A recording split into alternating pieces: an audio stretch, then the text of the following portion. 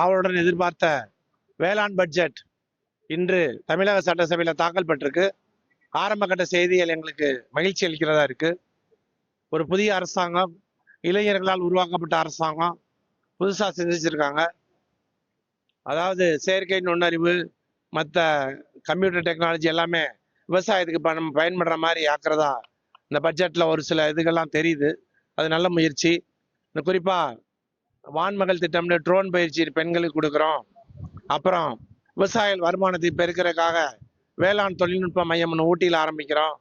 அப்புறம் மும்முனை மின்சாரம், சோலார் மின்சாரத்துக்கு சப்சிடி, அப்புறம் 100% இன்சூரன்ஸ் எல்லா பயிர்களுக்கும் செய்யற மாதிரி அப்படின்னு நிறைய அந்த பட்ஜெட்ல நல்ல விஷயங்கள்லாம் நிறைய இருக்கு. அதை நாங்கள் வரவேற்கிறோம். ஆனால் நாங்கள் நாங்கள் எதிர்பார்த்த சில விஷயங்கள் எங்களுக்கு ஏமாற்றத்தை அளிக்குது. எல்லா விவசாயிகளும் ஒவ்வொரு விவசாயியும் எதிர்பார்த்தது அவங்க தேர்தல் வாக்குறுதியில சொல்லியிருந்தாங்க. பெரிய விவசாயிகளுக்கு 50%, சிறு விவசாயிகளுக்கு 100%. அது இது வரைக்கும் செய்யலை. அதை எல்லாரும் இந்த பட்ஜெட்ல நாங்கள் போய் நிறைய தடவை ரெப்ரசன்ட் பண்ணோம். பட்ஜெட்ல சொல்லுவோம்னு எதிர்பார்த்தோம், பண்ணலை. ஆனால் நேற்று விவசாய சங்கங்கள்லாம் கூட்டத்தை கூட்டி ஒரு 2 வாரம் டைம் கேட்டிருக்காங்க. 2 வாரத்தில் இதை அறிவிச்சா எல்லா விவசாயிகளும் இந்த அரசாங்கத்துக்கு நன்றி தெரிவிச்சுக்குவோம். மேலும் விவசாயத்தில் எங்களுக்கு இப்போ செலவெல்லாம் கூடிட்டே போகுது.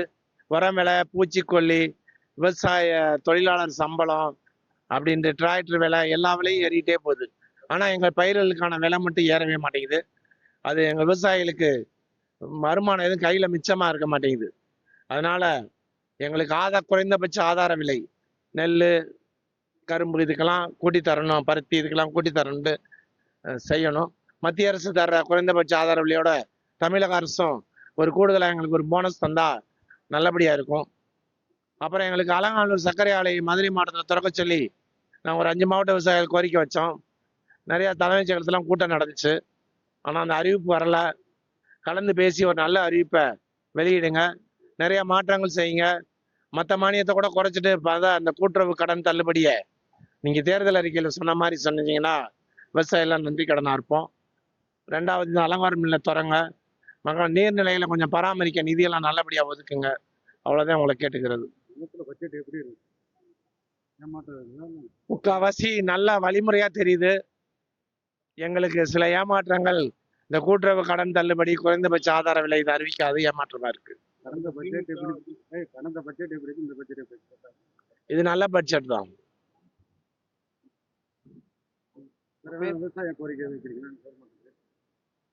கோரிக்கைகள் நிறைய இருக்கு. இப்ப குறைந்தபட்ச ஆதார விலைன்னு நம்ம நெல், கரும்புக்கு தான் வைக்கிறோம். பாத்தீங்கன்னா நேத்தெல்லாம் ஒரு இடத்துல பாக்குறேன், ஒரு வண்டியில வச்சுட்டு 5 கிலோ தக்காளி 100 ரூபா, விவசாயிக்கு கிலோ 5 ரூபா தான் கொடுத்துருப்பாரு.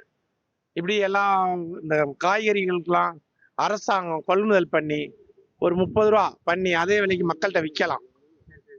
ஒரு மாவட்டம் முழுது ஒரு மையம் அமைக்கலாம். அந்த மாதிரி நெல்லை கொள்முதல் பண்ற மாதிரி காய்கறியும் கொள்முதல் பண்ணலாம்.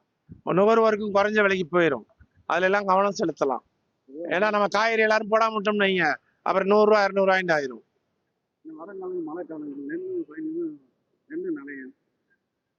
நெல் கிட்ட எல்லாம் அமைக்காது எங்களுக்கு ஒரு ஏமாற்றமா இருக்கு.